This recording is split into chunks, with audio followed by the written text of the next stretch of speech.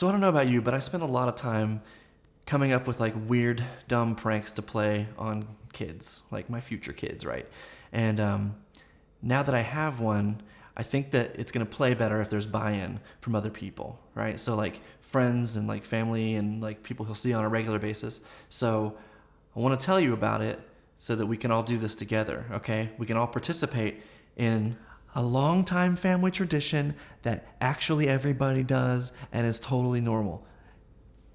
It's called cake coring, and we usually do it on birthdays, but you can do it anytime it's like a special occasion where you're celebrating somebody, because basically the idea is whoever you're celebrating gets to core the cake, right? So what we have here is a cake and an AeroPress, of course. Basically everything about this is just like normal, except for there's a giant jawbreaker right in the middle of this thing. My friend Amanda has been hooking me up, making these cakes and putting the cores in and all that stuff. She even made one and delivered it for me just for this occasion. And so what you do is you take the AeroPress and you line it up with the middle of the cake, and then you press down. And once you get to the bottom, you take the plunger, you push that down just a little bit, just to kind of pressurize the whole thing. And then you pull it all out, and there is your core.